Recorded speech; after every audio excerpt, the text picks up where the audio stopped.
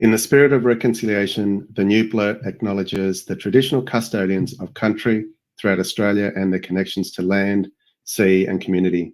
We pay our respect to their elders past and present and extend that respect to all Aboriginal and Torres Strait Islander peoples today. I can't take it anymore! Good afternoon, good evening, good day, and good morning, Blurtstars, wherever you are around the world. You are listening to the new Blurt. Good evening. You are listening to the new Blurt. I am the Kegsta of the new Blurt, and tonight I'm coming to you from Wurundjeri country of the Kulin Nation of the Wurundjeri people. Sovereignty was never ceded, always has been, and always will be Aboriginal land. Tonight we've got a fantastic show. What we'll do is we'll do a bit on Blurt Around the World, which is when we talk about some stuff that's happening around the world, and there's a bit happening around the world at the moment, but a couple of things we are talking about is ADIDAS bans fans from adding 44 onto the German team football shirt. We're trying to find out why. There's a kid in Australia that found $10,000 around the, well, not really bucks, but we'll have a look at that, around the corner. Trump watch, he posts bonds, gets gagged and loses a bunch of money, and that's just all in a day's work. And then we've got China scraps the wine tariffs, which is pretty interesting because everyone likes a little bit of a tipple. Well, not everyone, but, you know, many people do. And also we'll talk about DST, Daylight Savings Time. It's a wonderful thing that is on the east coast of Australia, but it doesn't seem to be up there in the north coast of Australia. So we will talk about our magnificent co-host, Wencee. On top of that, we have Beerducation. We're talking about the GABS list and some beers that Wencee and I are trying tonight. And also we have Doyaselfafava, which is all about the best poddies, podcasts, if you're not aware of the vernacular, which is 99% Invisible by Wencee and Who Screwed Millennials in the Aotearoa, there you go, History Show. And so that will be absolutely brilliant. But before we do anything else, as I said, the wonderful and magnificent co-host, Wencee, a good evening. Good evening, young sir. Hello. Before we get started, I want to begin by acknowledging the traditional owners of the land on which we meet today, the Yagra and Turrbal people of the Meanjin Nation, and pay my respect to elders past, present, and emerging. Nicely done as always. Yes, how are you, yes. my friend? What's Yes. going down in the land of no DST? No DST. Easter has come and gone, and got a bit of chocolate. Have you developed diabetes from how much chocolate you've been eating? Or? No. The last couple of years, we've decided to not partake too much in the commercialism of Easter, where we used to buy hordes of Easter eggs, and a year later they would still be on display. I mean, in storage. Because we couldn't get through them all and forgot about them. So the last few years, it's pretty bad when you're paying storage costs for your Easter eggs. That's pretty exactly, bad. Exactly right. So we've recently, the last year or two, including this year, we've decided to start Easter on Easter Sunday, where we go in with $10 or $15. Or 30 for the whole family, and we just buy whatever's on special, and that's it. And do you do that after Easter? Yeah, so we start on the Sunday. So whether we get to the supermarket on Sunday or Monday, we will buy the Easter eggs, whatever's on special. Yeah. Get a little bit more for your buck because they want to get rid of it. I think it's genius. I think it's absolute genius, because really at the end of the day, it makes no sense at all why chocolate has anything to do with some dude on a cross who's meant to come back. Exactly. It makes no sense. And it makes no sense why a rabbit has anything to do with eggs. Yeah. I mean, seriously, which mad nutbag came up with that? I mean, really? Exactly. Yeah, I don't even know the history of why the chocolate. Well, I know the egg used to be a chicken's egg, and then they'd decorate it, and then somehow that got converted to chocolate eggs and rabbits. I don't know where the rabbit came from. And then it gets converted to a rabbit delivering them. I mean, talk about traumatizing your kids. I mean, really, honestly, you couldn't make that shit up. No, exactly. We also made some hot cross buns without the crosses. Nice. So Plenty that's of fruit. plenty of fruit. So we made 2 batches, one of fruit and one of chocolate. Yeah, without the cross because we don't need crosses. Is this all Thermomix? It has been the last couple of years we've been doing those, yes. Or not we, as in Kim has been doing them, yes. So, okay. So, what is your recipe for good hot cross buns? Because it sounds like, well, I mean, I do a bit of cooking, but I haven't done a little bit for a while. But I'm just assuming it's not that hard to make. Is there a recipe you could give the Blurtstars so they can make their own? They can make their own bespoke hot cross or no cross buns next year, because as we know, they are getting more expensive, especially if you get bespoke ones. I mean, yes, exactly. We'll get back to that. We'll get back to that in 2 seconds. But it was just really interesting. I mean, I was in Coles on the weekend and just buying, just a 6-pack because we'd already gone through a 6-pack, and so of hot cross buns, and it was like not a beer. No. And it was $4 or something for a 6-pack, which is just ridiculous. It's so ridiculous. And I was more than happy to pay like 10 if it was a bit bespoke or whatever. But there's another place that we go that does do sort of like artisanal sort of pastries, etc.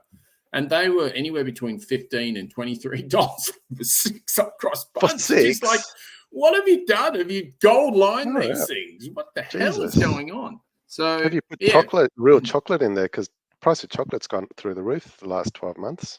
It has, but no chocolate at all was in there. So maybe you can save the Blurtstars a lot of coin by giving a nice, easy recipe, and maybe put it in the show notes if you can't remember. I can do that, and I think I don't think it would have cost any more than $10 in ingredients, and we got probably 2 or 3 dozen. Yeah, that's ridiculous, isn't it? Yeah, that's just ridiculous. Yeah. It's pretty simple. I'm just reading the recipe here. It's basically a bit of lime, flour, milk, yeast, or your candied fruit, or whatever they call it. A bit of cinnamon, nutmeg, egg, sugar, and that's it, and some water. Do you just basically sort of bung it all in together and mix it up? Pretty much. Yeah, just looking at the recipe, mix it all up. Yeah, add everything. Yeah. Pretty easy. And how long does it go in the oven for? 200 degrees for about 40 minutes? 10 to 15 minutes. 10 to 15. Okay, yeah. 10 to 15. So that's twice. So once you've made the dough, you let it rest and let it rise. Then you put them into your little bun shape, and then you let them rest and rise again. And then it's ready to go into the oven. I am definitely going to do that next year. I'm definitely going to make our own hot buns. Yes. So yes. We're debating about doing little circles instead. So just call them circle buns, or hot circle buns doesn't quite have the same ring, but no, actually it would. You put rings on it. But anyway. Or the other option I was thinking was we do crosses and noughts, and then we can play noughts and crosses. Oh, that's that's a great idea. But I'll just be happy if I can make the bloody buns. I'll let you do the farnarkling of the zeros and crosses. Talking about crosses and things that are that great. ADIDAS bans fans from adding 44 to the German team football shirt. Wencee, why? Yes. Why indeed? Tell me more. What's going on? What's happening? So ADIDAS has banned the football fans from customizing their national shirts to have the number 44 on it because it resembles a little bit of the SS symbol that the Nazi SS used to use during the Second World War. Ooh, so it's raised a bit of concerns with people, and historians obviously gone, right, this looks and could cause issues. So slightly. yeah, it's definitely been banned. Just so you can see what it actually looks like. Why did they actually want the number 44 though? I'm making the assumption that it wasn't because it looked like an SS symbol. I think that's why. So some of these fans are going, you know what, this looks like the SS, so I want to put 44 on it. So these were like right-wing nationalist nutjob fans. Yeah, exactly. Right. Nice. Let's see, can I share it? Oh, here we go. All right, so you can see that there. Yeah. So the 44 from a distance sort of looks like an S, sort of sideways a bit. It's a little bit triggering, isn't it? Yeah, exactly. So it might trigger some people, and so not very good. This was also in combination with, I think it was recently, a few months ago, the English jersey for football also got criticised for changing the King's Cross colour. So this blue colour is what the English people had concerns about. So King's Cross, not King's Cross, King George's Cross. Oh, the St. George's Cross. Yeah, St. George's Cross. That's it. Is normally red and white. So there was. Oh yeah, it is too. Yeah, and so Nike was saying, "Oh, but this is to commemorate the 1966 World Cup team, the English team, which had blue predominantly." But again, some people got upset that they were changing the English colours and things like that, and so they didn't want that. So it's amazing what football and sports can do to people's sentiments. Oh, look, absolutely, no doubt about that whatsoever. I mean, sports and our sentiments is that we're in a much better mood this week because Collingwood won. Yes, exactly. So, one on the board. Whew. One on the board. Yes, needed that bad. And talking about needing that, I don't necessarily know if this kid needed this bad or not, but he's done a really good job here. Now, I may be able to share this. I'll try to. I didn't get a video of it as such. I'm just trying to see if it's here. I think this may be it. See if this works. Let's just add it to the stage.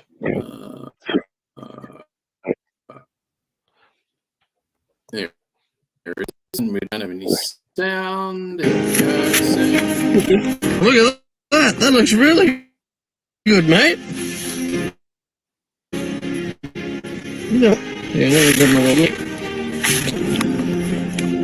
You know what, mate? I think. Oh, yes, you have.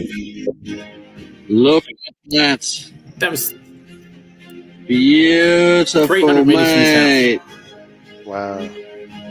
There's a couple grand in that one. That I can see no problems. Yeah, so a couple of grand, actually quite a bit more than a couple of grand. There was 10 grand in that one. Oof.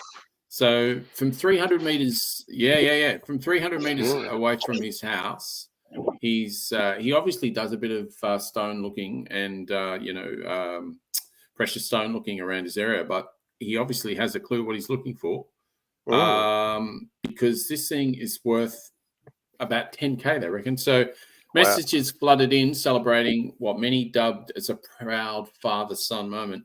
Part I really like about this actually is that the assessed stone's potential value, noting its lack of internal fractures, is worth between 5 and 10 once cut. But the part I particularly like was that I can't find it now, which is really annoying because I like that bit. I'd read it before. They said that the father had said, no problems whatsoever. You found it. It's yours. It's your find, and you work out what you want to do with it. So he's still imagine all the Easter eggs that kid would have got. Wow, absolutely. I reckon the parents would have gave him a bunch of Easter eggs. You sure you don't want to hand that opal over? You don't need it all. Really? No, it looks like they're doing the right thing. It does look like they're doing the right thing by him. That's But I don't good. know. How would you That's feel very about nice. that? If your kid found 10,000 around the corner from where you live, and I would probably put it in because he's young, one of those kid saver accounts, bank savings account, and let it mature until he's 18. And I think that's a great. I think I'd just steal it. No, I think that's great. No, I wouldn't. No. I mean, come on. Your son against you. You're going to win. Just steal. No. We're not doing that. Yeah, who's the bigger man? Who's physical? Yes. Well, yeah, that's wow. Talking about a bigger man, I mean, seriously, it doesn't get much bigger than this, which is, yeah. 11,780 votes to win the election. No, fellas, I need 11,000 votes. Losers only. It's Trump Watch. China. Alrighty, Wencee, where is their Trump Watch banner? Oh, yes, we do need to change that one, don't we? I'll let you sort that out while I'm doing this.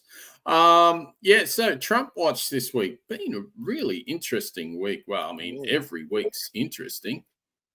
Something's always happening.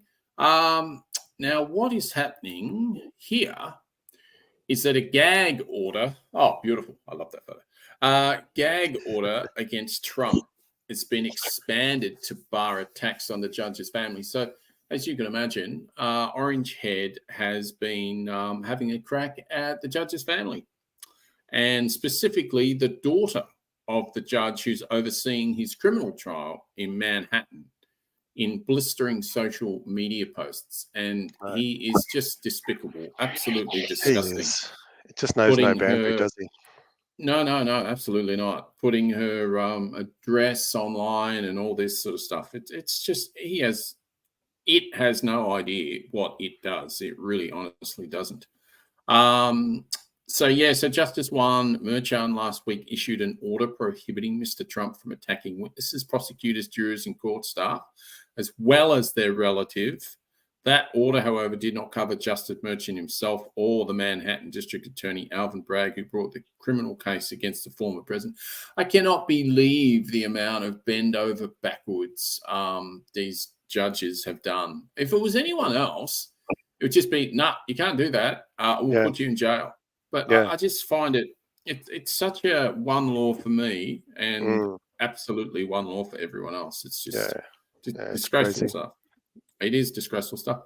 But the other thing was that he posted bond this week as well, 175 mil. Mm-hmm. So I didn't have to fork out the 470,000, whatever it was, US. The appellate's court stepped in and said they were reducing the amount he had to post for bond. But from the information I have gleaned, that doesn't seem to mean that will interpret their future decision on whether he defrauded or not when it goes to a proper appeal. Yeah. So he had to post 175 mil in bond, which he did because he couldn't do the 465 because he had to do more than 465 anyway. But we got to remember, if he loses, which we expect him to, he will need to fork out $500 million at some stage. Yeah. So he's still up for that amount. This is still a delaying tactic. It's still a delaying tactic. And he has another court case, the Porn Star court case, starting in 13 days' time. Wow. So that's the one where he used political funds to pay for her services or whatever it was that he paid. Yeah. Absolutely correct. Michael Cohen went to jail for doing this because he was asked to do it. Michael Cohen was a head accountant or something along those lines with Orange Head. quite a few years ago. He went to jail for it, and he's been outwardly protesting against him and how much of a liar he is ever since, basically. So there's that. And then the other thing that I wanted to mention is that there was some information not that long ago, maybe even last week, on that Orangehead made a whole bunch of money, as a learned friend, Dan Ellick / Jones, you would say, bunch of money on his stock, on his Truth Social stock. That's right. Now, this stock has been overvalued through the roof. It only made 4 million last year, and it lost 58 million. So how you could possibly go up, I'll never know. Yeah. So anyway, it's all bullshit figures, and in one day, it's lost 25%. Wow.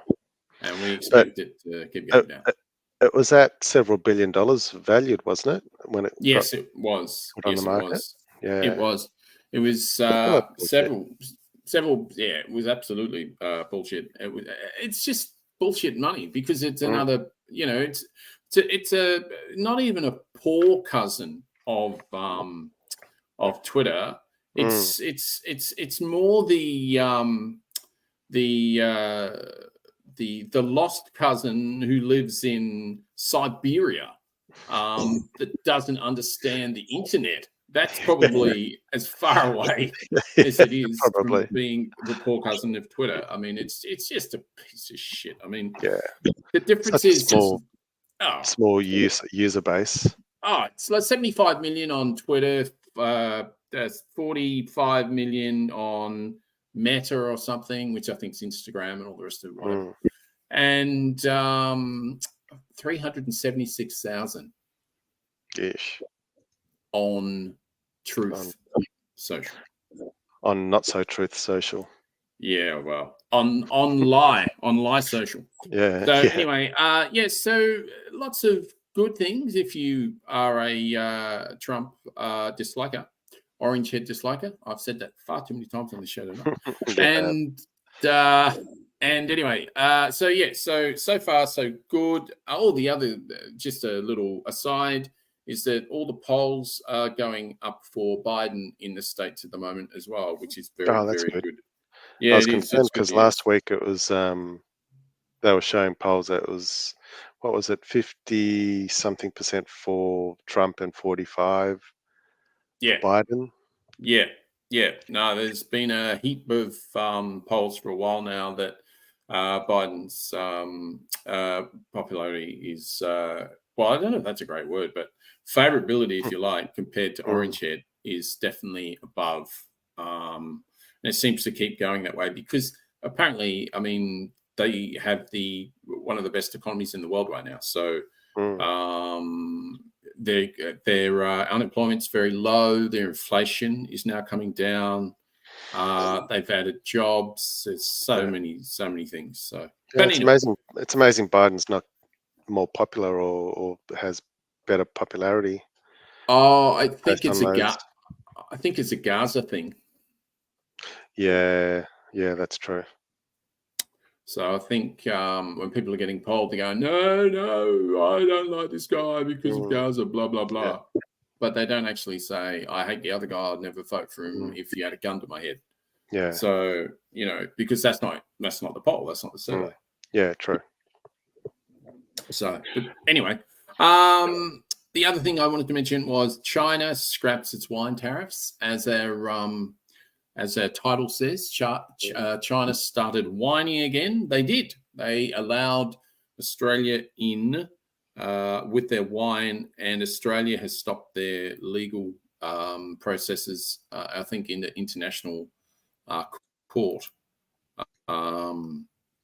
when they were putting the tariffs up, etc., etc. So just having a look here, Beijing in 2020 had imposed tariffs of 200% on Australian wine. So it Crazy. effectively shut all Australian wine out of the market, which we're talking 1.1 billion. That was in 2019. We're in 2024, so you can imagine that's definitely going to be higher than that. He said China wants good, high-quality wine, and Australia produces it like Hunter Valley, as well as Barossa through Clare, even down near Canberra, around Byron Bateman, across Margaret River, down in Tassie. Oh, good. Never been to a little place called Melbourne, dickhead? Yarra Valley has a lot of wine down there. Thought I might just let you know that, Albo. Yeah. But anyway. And you would know because you do work for a wine Sydney-centric. company now. I do indeed do that, and it has come from our CEO how happy he is that that has happened, because Penfolds has been sort of stockpiling for a while and trying to sell into different markets, etc. But really, they've got a massive push on to sell into China, and to be honest with you, China really wants the wine. So, and China likes a luxurious brand. So the other brand that my company's bought as well is pretty luxurious. So I imagine they'll be wanting to sell that into China as well. So, but as you can imagine, it's not going to happen like that. No, because exactly. it's been a long time, supply chain breakdowns, all the rest of it. So, but anyway, it's a good thing. It's a good thing, and it's good that that's happening. So there you go. But with that, we probably should crack on. What do you reckon? I think so. So before we do, I will do. Oh, actually, just before we do, I'll just finish Trump Watch with 27 seconds of fun.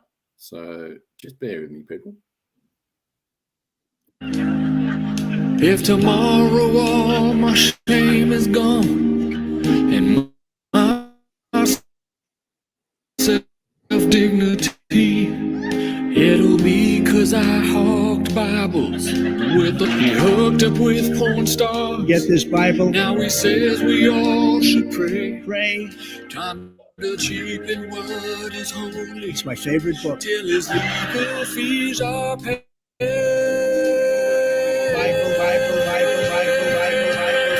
He's proud to show a book he has not read because he does not read.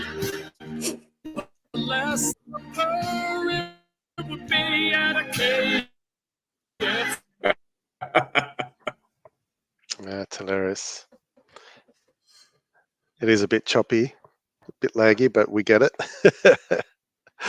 We will have to put the show notes into the link into the show notes.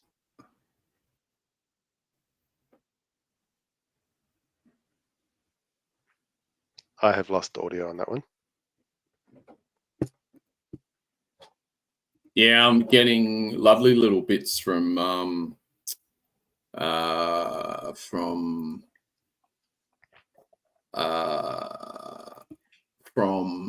StreamYard. It was telling me all little things when that was going on, and none of them were good. None of them were good at all. So I think maybe we'll do this, and then we'll come back with Beerducation. Woo.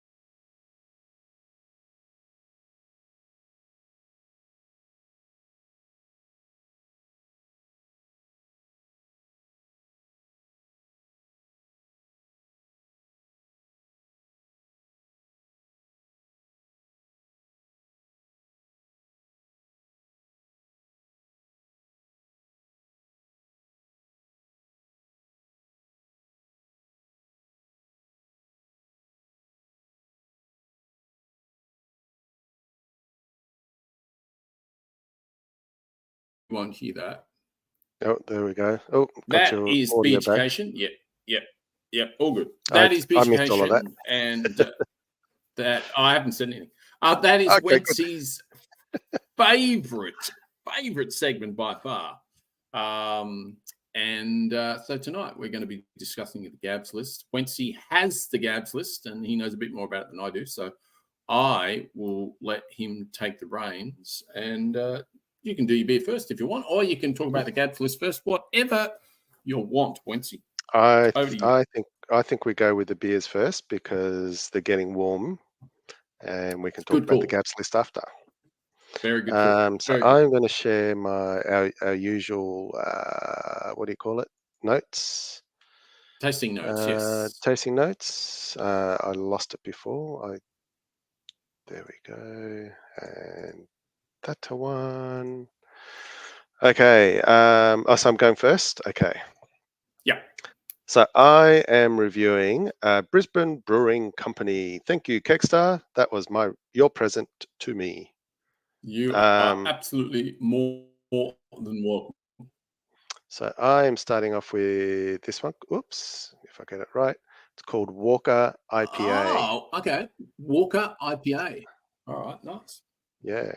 So it is a very colourful. 7.1% alcohol. Oh my so I don't know how I'm going to.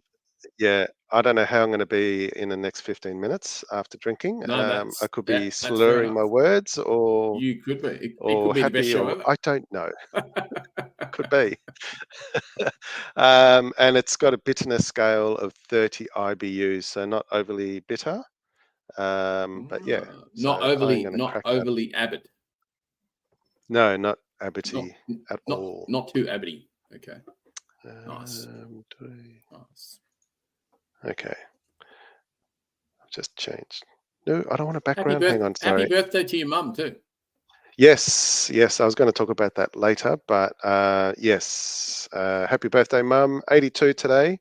And nice work. Good stuff. Yeah, as we usually do, we digress. But my sister and I organised a trip for her in a month's time, but as her present, we gave it to her today. We're off to Darwin in a month's time, when we then travel on the Garn train, heading south from Darwin through Ayers Rock all the way to Adelaide. I think it's a 3-night, or is it 4-night tour. We also do a side trip in a little light plane aerial over Uluru, the Olgas. I forget what they're called in the First Nations language. Kacha. Oh, is it? I thought it was the Olgas. Yeah, no, they've changed their names now. So we do that in a month's time. We're off for about 5 or 6 days. So yeah, happy birthday, Mum. Woo!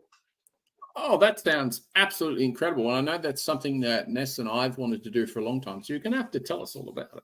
Yeah. Well, it's Mum's dream holiday. So my dad wanted to do it before he died. Yeah. Unfortunately, didn't get there, I don't think. So. Oh, no. Yeah, so it was going to be sort of post him when we're on it, sort of thing. That's the whole idea. Yeah. But I'm looking forward to it. It'd be great for you to. Yeah. When is that again?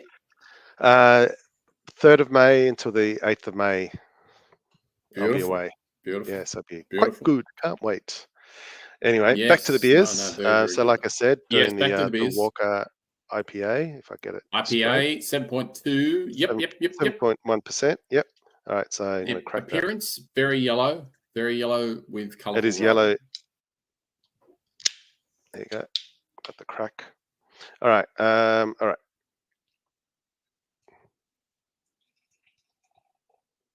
Can you see that? Yeah, very nice. Colour looks great. Yeah, colour's looking good so far. It's almost matching the can. Yeah, it is. So absolutely. Brisbane Brewing Company, they have a brewery in West End in a city, Brisbane, and also in Woolloongabba. They're only about 1 or 2 kilometres apart. Those two breweries, and they're also pubs as well, so you can go get a good meal as well. Haven't been there for a long time. I went to the GABA one years ago when I used to work near there at the hospital, Children's Hospital. So I haven't had a beer from them for a long time. So, but in appearance, it's a little bit hazy, but nice color. So I will give that it's looking good. I'm going to give it an 8. I can already smell it. So part of the tasting notes, it was very hard to find the some really good tasting notes, but it's a West Coast IPA, India Pale Ale. They've been brewing it since 2010, and it's big on flavour with a balanced resinous mouthfeel, complemented by plenty of citrus and pine notes. I don't know what pine notes means. No, maybe they say pine needles. Just look out for them. Yeah, okay, I'll be careful with that. And dry hopped with classic American hops. All right, so I can already smell it, and it's only about a foot away from me, but Smell good. yeah, it definitely smells some citrusy and no pines, but yeah, definitely smells quite delicious. And oops, I've got that in the wrong spot, haven't I? It smells so good. He's like, I just want to drink it. All right, so wrong box there. 8. I'm going to give it a an 8 as well for the smell. Nice, beautiful. Okay, Yeah, here it's we very go. The big pleasant. one.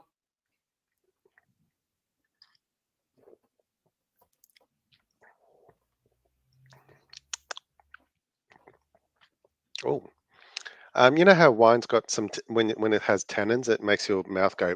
Yes. Yeah. It's doing that with this one a little bit. So I don't That know could if be the that's the bitterness. 7.2% alcohol. Yeah, it could be. But taste, That does that to me yeah. when it's I'm very not. high in alcohol. That's not too bad. I will give it a 25. Wow, It's pleasant. that's It's pretty quite nice. high. That's pretty high. Considering the reaction I'm seeing and getting, 25 is pretty high. I reckon the alcohol must have kicked in already because Yeah, I think so. Just it's this fumes already just invaded. Aftertaste, there's a bit of bitterness. I can still taste it around the mouth. bit abbity, Bit a abbity. little bit It's abbity. not unpleasant. I'll give it a 15. Drinkability.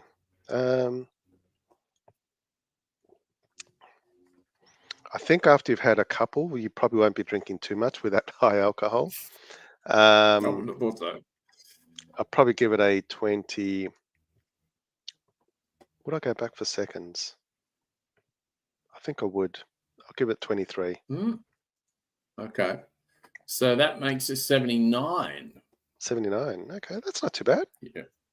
That's pretty good. That's pretty high. Have a look at our last two. So I went from, what was it, 55 to 79. And I think that was generous. That 55. Whereas I was 100% mucking around 40. That was just horrible crap. That was so bad. And they make good beers, but that beer was just disgraceful.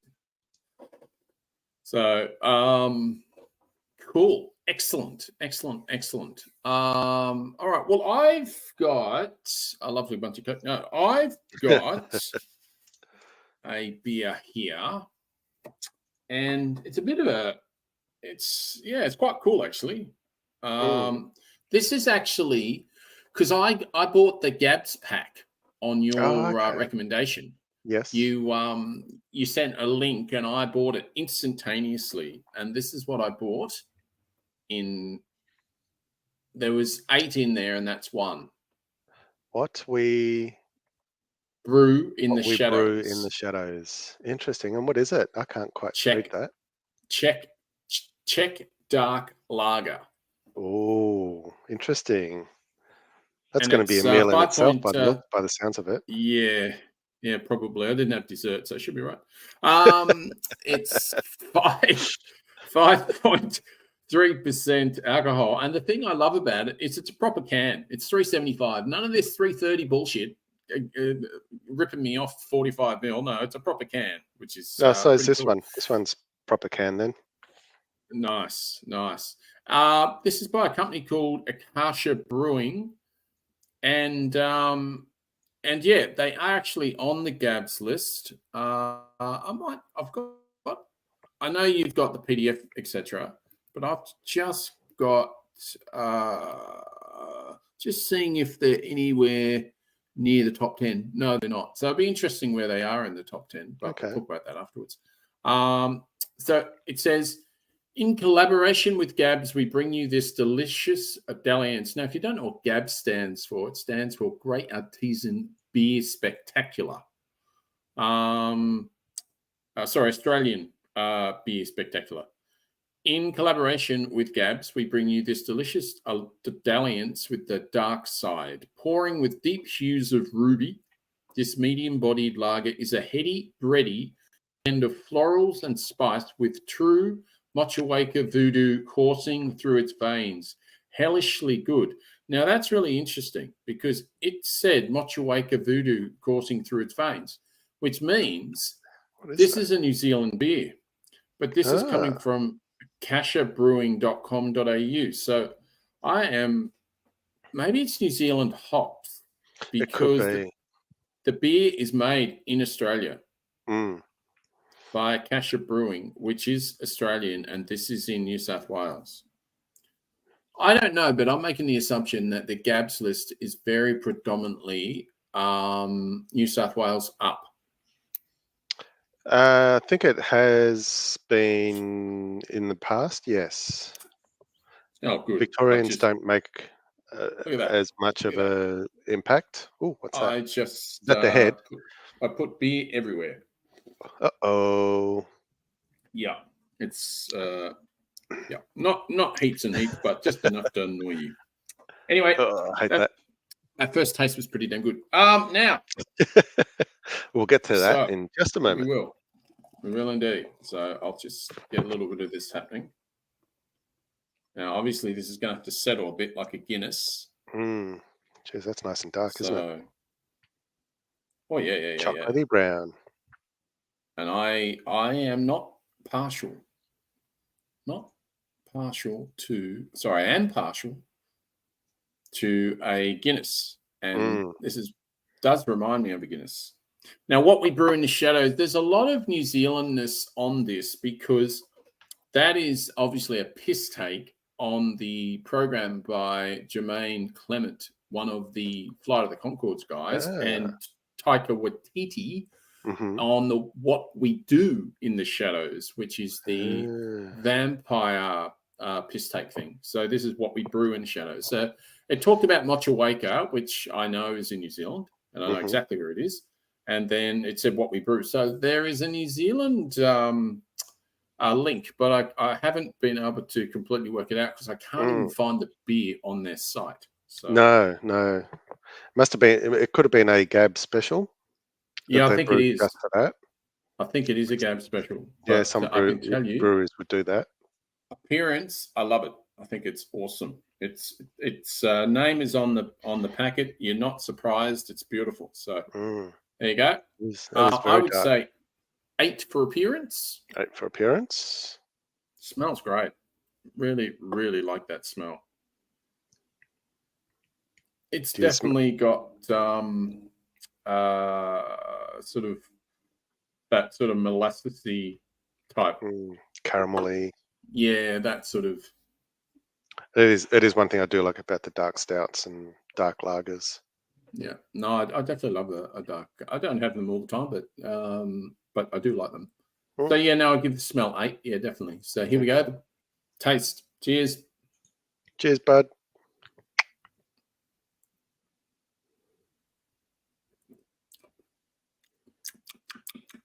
That's a nice beer. That is a nice beer. Yeah, I give that 25. That's a good beer. 25. Excellent. Yeah, I'd definitely have another one of these. That's very nice. And the aftertaste, yeah,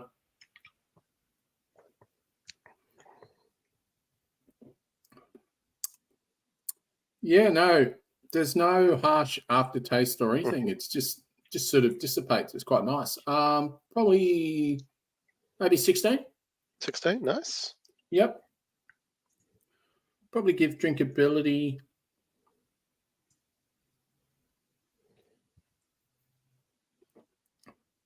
Oh, yeah. No, you'd probably say 24, maybe. Oh, okay.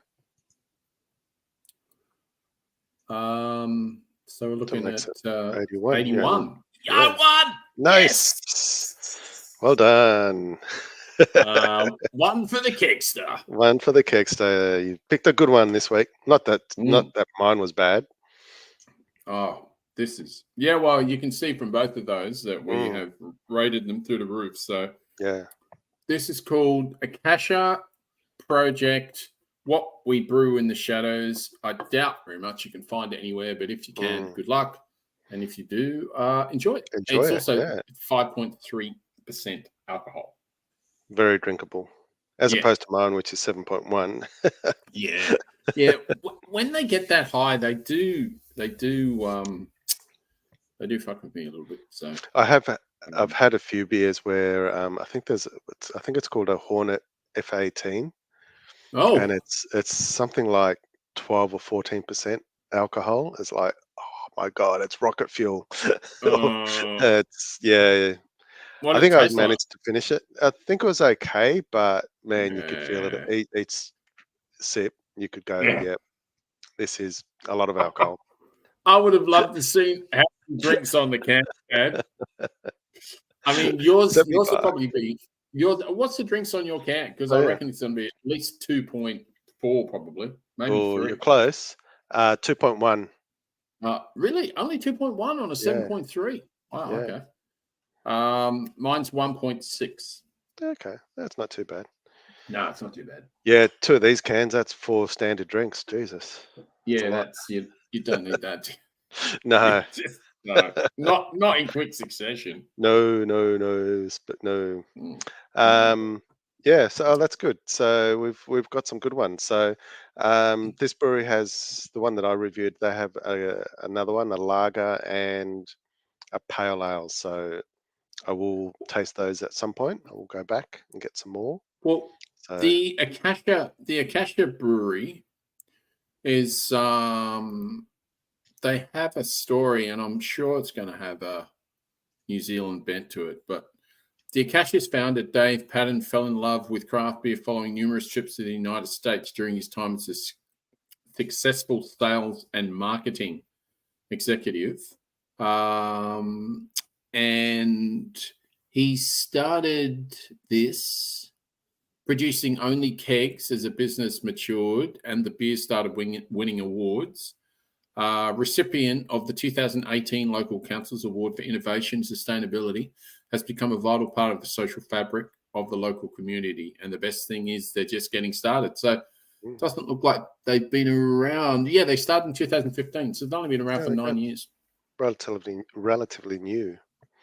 Absolutely. But they quickly gained a cult following in Sydney beer scene around the country for its punchy IPAs and its pale ales. So as usual, we'll put the links to the beers in the show notes and away we go. But yeah, no, let's have a chat about what the GABS Fest actually is and what won last year and where are we this year?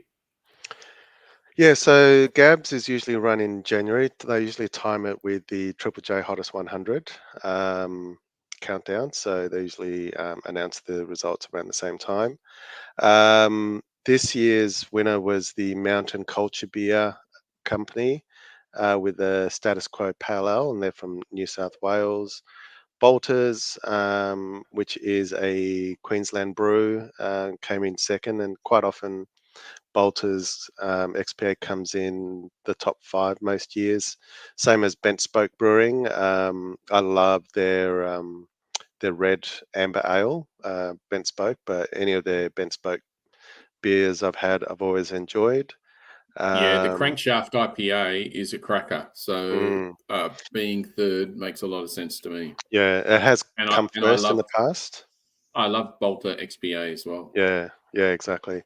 And Mick, our Canadian mate in Melbourne there, gives 2 thumbs up to Bent Spoke. He loves it as well. Yes, he does. Yeah, so these are all rated by us, the punters, who every year you put in your votes as to which one's your favorite, and then obviously they collate it and we get the hottest 100. Did you put your vote in, Wencee? No, I didn't this year because I was overseas. So by the time I came back, it was just too late, and just completely forgot about it. When do we need to do it by? Do you know? I think it's December. Okay. Maybe Well, early January. maybe we'll keep a bit more of an eye on it this year and see if we can Mm. get a vote in. Yeah, sounds good. And maybe we'll put the vote based on the beers we've reviewed. Yeah, that's a good idea. Yeah, that's a good idea. Mm. I was talking before that Vic doesn't get much of a run in the GABS list, but it looks like number 5 has got the Bridge Road Brewers Beechworth Pale Ale. Yeah, and that is a really good brew. So it is. And I've reviewed their red ale in the past. Yeah, they've got and some really great loved it. beers. Yeah. One that surprises me a little bit, Wencee, is number 7. Number 7. Coopers. I know. That gets me. Makes me angry. Shouldn't even Me be too. in there. I agree, 100%. It's a bit like the Hottest 100 Triple J. You wouldn't expect Kylie Minogue, even though she made it this year. You wouldn't expect Really? Beyonce, No. Taylor Swift. You don't expect those artists, even though they're great in their own right. But you wouldn't expect them in the Triple J Hottest 100. But I wouldn't call Coopers or Tui's I would never put them anywhere in the Hottest 100. No, I wouldn't either. And another controversial one as well, I was just reading about this earlier, is that last year, in 2022, I think it was, GABS adjusted the rules, for this year to not include ginger beers. Because a lot of people were looking for ginger beer, going, why is there no ginger beer in the top 100, whether it's in the top 20 or whatever? So last year's breakout gingers was Brookvale Union Ginger Beer. It came 16th, 2022. So this obviously is 2023 that I must be looking at. But Better Beer Ginger Beer, 32nd. And I will shout out Better Beer. I've been drinking just their Better Beer. What's it called? Just called Better Beer Pale Ale or something. Yeah, maybe. It's like 4.2%. It is a beautiful beer. Is it? That's funny because I've had it a few times and I'm not a fan. Really? Yeah. Wow. And I've had them on tap too, so it's not like it's coming out of a can. I've had it on tap. Yeah. Wow. Okay. That's interesting, considering because I know we like so many of the same beers. So that's really interesting. Yeah. And the other one in here as well that was 37th, I probably would have had it higher, is Matzo's Brewery ginger beer. That is a beautiful ginger beer if you like ginger beer. But anyway, they've taken ginger out this year, and they've said that it can only have water, malts, hop, and yeast. Right. Interesting. So beer. Beer. Proper beer. So that's why we're looking for ginger beer. Can't find it. Nope. So not only do the GABS release the Hottest 100, which includes some of those breweries that aren't true independents, independent.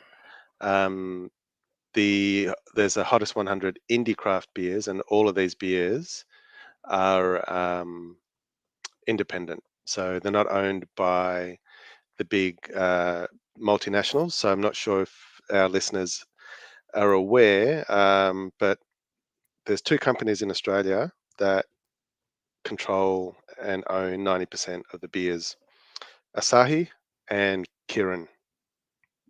Asahi, yeah. 2 Japanese companies that own CUB, which used to be Australian. So Coopers, Tui's will be owned by one of those 2 multinationals.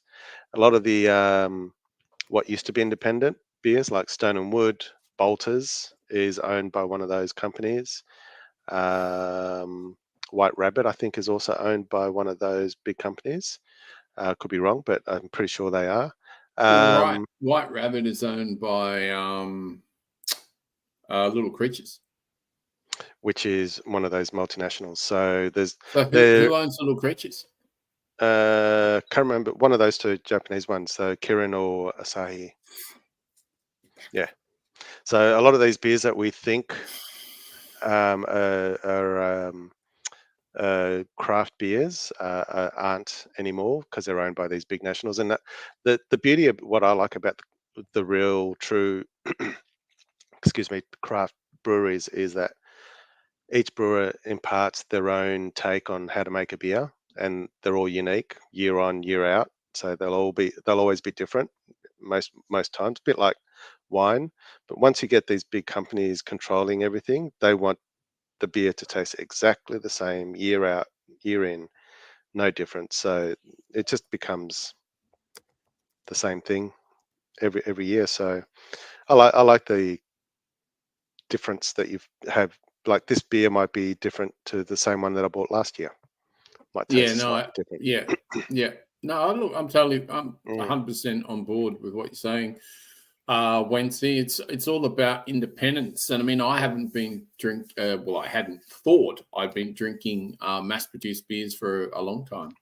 I just so much prefer so many, and we've got such a plethora of choice for craft beers. It's ridiculous, and we've got fantastic craft beers here, and there's so many fantastic craft beers all around the world. It's just crazy. Like New Zealand's just, my God, they've got so many craft beers over there, and they've only got 4.5 million people, but they've got a shitload of craft beers. They do, and they're very good. They are very good. They're very expensive too, though, but they are very good. But it's interesting because as many as the craft beers they do have, there's still a lot of people just drinking shit beer. Yeah, like Forex. That sort of stuff. But I think it's Lion Red, which is just horrible. It's just you might just drink water. I wouldn't. I wouldn't. Water tastes better. Much better. There was a story on the 7:30 report, ABC last week. I'm not going to play it now because we're running over time. Okay, make sure the link's in the show notes. I will put the link in there, and it explains all about this duopoly that has become Australian beers. Cool. Excellent. Yeah, so I'll put that in the show notes. It's worth the 10 or 12 minutes. Yep, brilliant.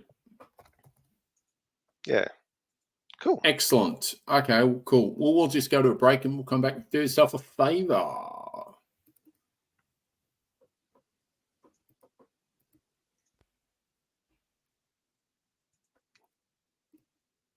Not sure if I'm hearing anything.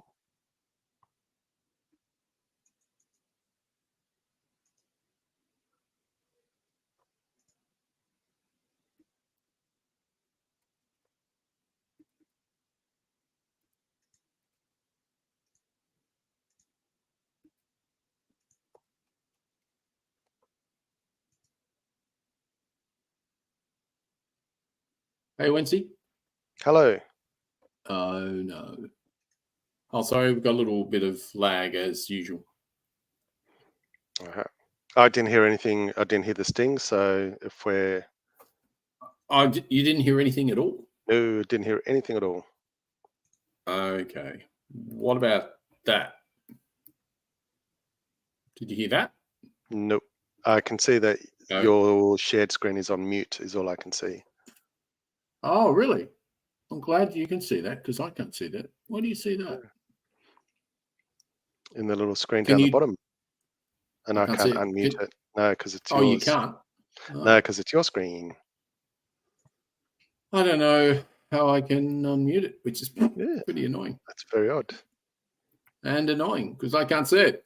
But that's okay. That's all right. We'll cut this bit out and I'll work it out. Yes, I will definitely cut that bit out. Oh, I can hear that. Good. That's a good sign. Hey, this is Hannah Melville Ray from the Australia Institute. I'm listening to the new Blurt with Wencee and the Kegsta, and you should be too. It's on Tuesday nights, live from around 8 p.m. You're listening to the new Blurt with Wencee and the Kegsta. Next up, do yourself a favour. So do yourself a favour. It's all about the best poddies we're listening to at the moment. And there is one I am listening to at the moment, a couple, as usual, many. But the one I'm going to talk about tonight is the Aotearoa History Show, because I have and we do have a show called Across the Dutch, where we talk about what's happening in New Zealand.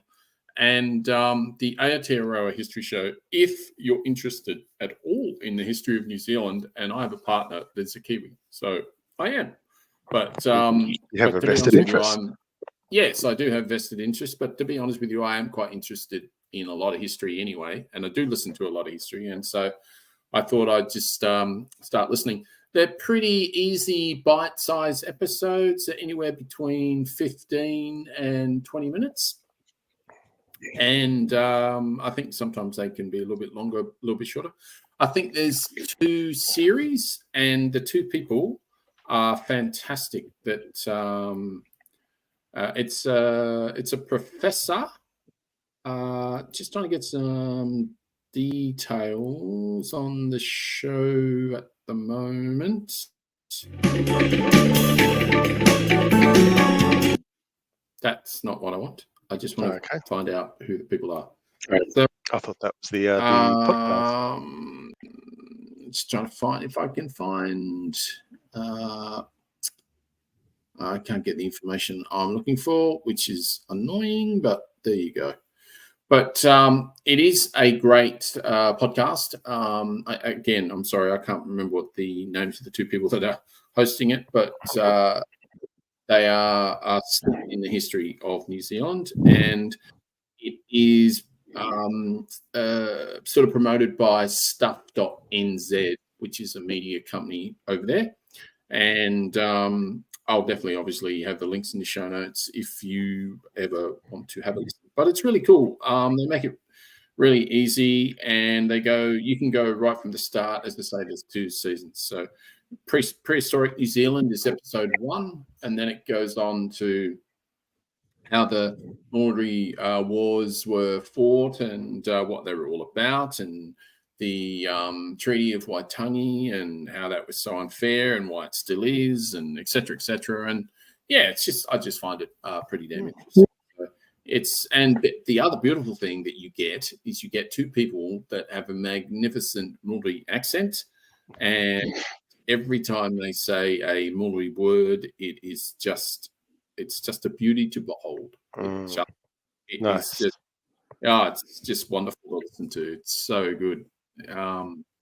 It really is. It's just lovely sounding words, which is really funny because you think of Maoris as a rule, and you think of really big, scary people. But when you actually hear them speak, it's such a beautiful, soft language. So yeah, it's quite a dilemma, a dichotomy, if I could say.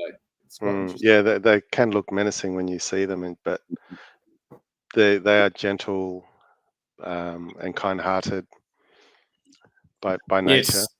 Yes, they do have the haka and can scare the shit out of you when there's a whole heap of them doing the haka, but generally they do come across as being quite nice people.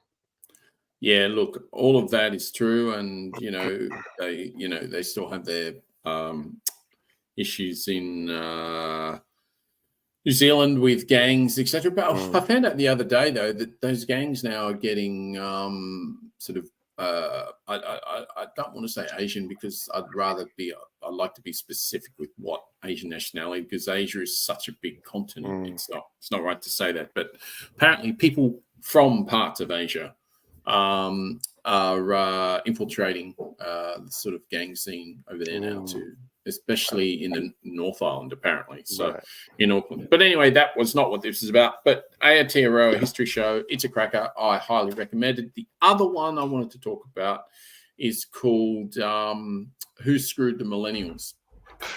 So, Boomers. Short boomers. answer. Well, no. Well, yes and no. Yes and okay. no. The short answer is John Howard and his government. That's the short answer. Well, he's a boomer, so yes. Yeah, true.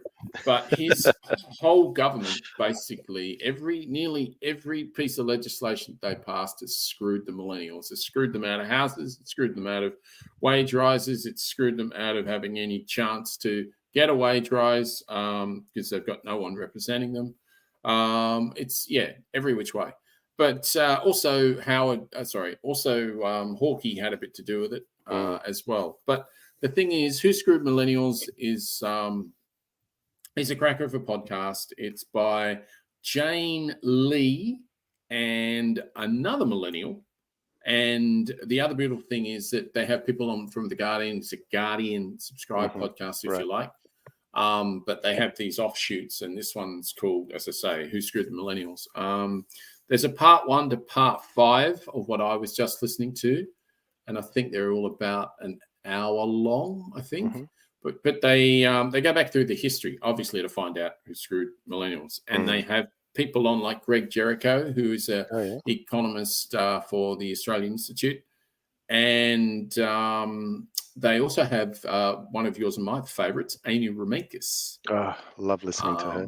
Yeah, me too. So she's having a good chat with what's happening there as well. So if you are a millennial and you do listen to the New Blurt at all, you might find Who Screwed Millennials very interesting. I am not, and I find it very interesting to work out who did screw them. So interesting or depressing?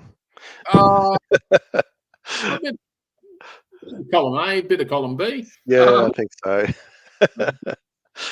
Yeah, who fucked up my life? Yeah, bloody boomers. Bloody Howard. It was interesting. I had one guy on there. He's 100 years old, and he was talking about he bought his house. I can't remember when, obviously 100 years ago. What's that? 1924, is it? So he bought his house in 1924 or whatever it was. No, it'd be another 15 years on top of that, 1944, something like that. Yeah. After the World War II, I imagine. And it was $5,000 when he bought it. And it's an inner city house. It's worth $2 million. Wow. So, it's inner city Sydney house. So, what can you do? Exactly. So, I was just reading today that in 1988 to 1990, 92, thereabouts, that period, it used to cost 30-year-olds at that time 4 times your average salary of that era to buy a house. Now it's 8 times for the same 30-year-old to earn to be able to buy a house. Yeah, it's I know it is a little bit different. There's no doubt about it. But anyway, if you want to find out why negative gearing is a bad thing, listen to Who Screwed Millennials, because that's one of the biggest reasons they're getting screwed. That and capital gains tax. So 30 years in the making, that one. Absolutely. Yeah. Over to you, my friend. Okay. I've got just the one podcast.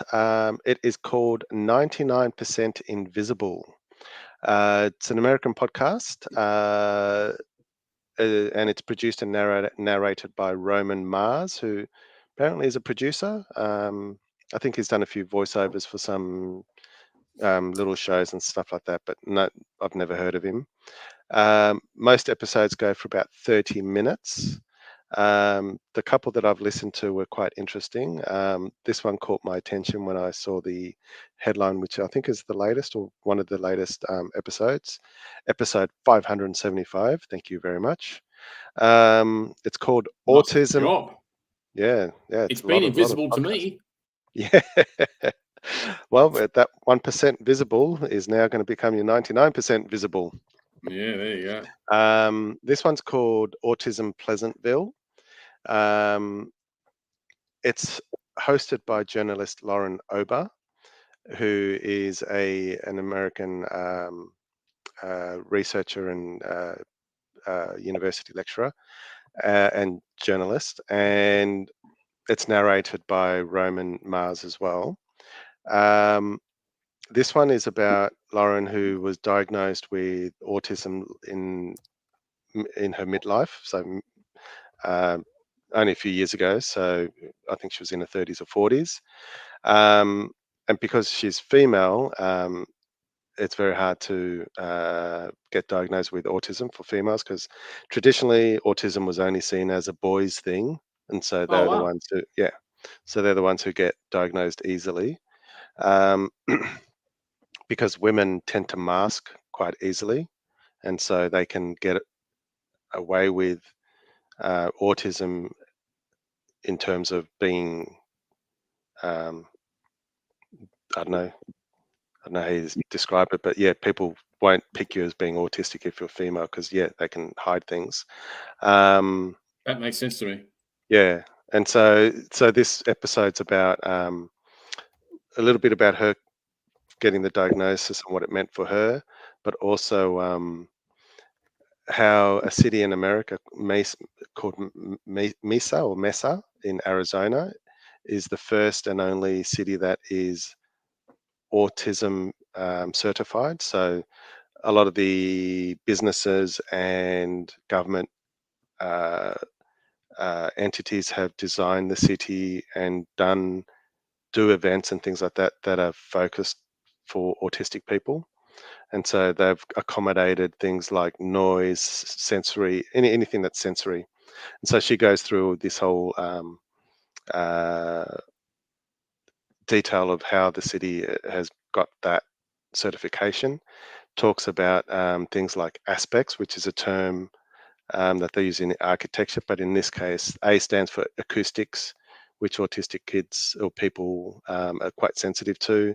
SP stands for spatial, E is for escape spaces, C stands for compartmentalization, where environments, instead of being one big massive room, they just create smaller rooms for autistic people to be able to handle smaller spaces.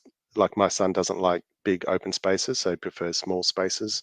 T is for transition, and the last two S's in aspects is for safety and sensory zoning. So she goes through all these details on what this is all about and things like that. So quite interesting and fascinating. So the podcast really is about design is everywhere in our lives, and so how things that affect us in our daily life and how things get designed. So another podcast talks about the good old incinerator, how in the 40s, a mayor of a city in America came across the incinerator, and to reduce rubbish and pickup of rubbish, decided to ban picking up food scraps. And so for the 20 or 30 years in that town, everyone had to incinerate their food scraps in the sink, and it just went down the sewerage and things like that. So that episode talks about why that decision was made, what impact that had in this design for the city and things like that. And so yeah, it goes through all of that. So that episode's called The Monster Under the Sink. So yeah, there's a whole series of things like that. There's one about a city in Bulgaria called Sofia, how it was designed for green space, and it used to be a lot of green areas and gardens and things like that. But since communism fell a couple of decades ago there, it's become less green, and so it goes through those details as well. So yeah, it's quite fascinating. How did you come across it? It does sound completely fascinating, and I'm putting it in my podcast list as we speak. Just another one to add. I just was looking through all the podcasts available and just started listening, reading the blurb of what they're about, and just fell on the autism one. That was just grabbed my attention because it's so relevant to me because of family connection. Yeah, and so I listened to that one and went, "Ooh, this is interesting." Listened to another one. Ooh, interesting. So they give you facts and figures and things like that, and their website is quite detailed as well. And it's got the bit extra information or the full transcript of the whole episode and things like that. So definitely well worth it. From the 2 or 3 that I've listened to, I would give it a 4.1 out of 5 Blurtstars for me. Nice. Okay. All right. Yeah. And I didn't ask you for yours. Yeah, no problem. So a history show I'd probably give about 4.3, quite high, particularly really, really good. And Who Screwed the Millennials, probably around the 4 mark. Yeah, no, it's well worth listening to. I just think the history is pretty fascinating. So for me, that just trumps a little bit. Just talking about that, if you weren't aware, I was talking about the Aotearoa History Show podcast, which is presented by William Ray. And just give me a second, sorry. I am just finding that. William Ray, and Leemarama McLaughlin and Marnie Dunlop. They are the presenters of that show. I had it in my mind that that one of those was a professor in the area, but it doesn't seem like that is the case. But they definitely know their stuff. They've done a lot of research for this. They used to be part of the news unit, or they are part of the news unit for stuff.nz. So, yeah. But 99% invisible. That sounds amazing. So I look forward to listening to that. Really, really look forward to it. So, let's see if you can get to the 500 episodes by next week. What was that? Let's see if you can get up to the 500th episode by next week. Yes, no, I doubt that. I've got to go through one pet podcast, so that's going to take you a whole week. No, tell me about it. No, he's on break for a couple of weeks, so I get to go through a few more, which is pretty cool. That's pretty cool. All right, fantastic as usual, Wencee. We will see you next week around about the same time, I believe. Yes. And same time zone next week. Yes, exactly what I was about to say. Same time zone, so that will make things easier. Which means that if you are on the East Coast, I think, does New South Wales have daylight savings as well? Yes, it does. They do. Okay. It's just us Queenslanders who don't. So West Australia don't know, do they? No, they don't do it. No. They're a state they're a nation of their own, so we don't count those. That's true. I'm surprised they haven't seceded yet. But Tassie, do they do DST? DST, yes. Yeah, they do. Okay, cool. So all the sort of southern states next week or this weekend will get another hour's sleep, which I'm looking forward to already. And South Australians as well. And South Australians as well. And that will be a good thing. And that means that next week, Wencee and I will be in the same time zone, which always makes things a little bit easier. So it's good night from me. Absolute pleasure as always.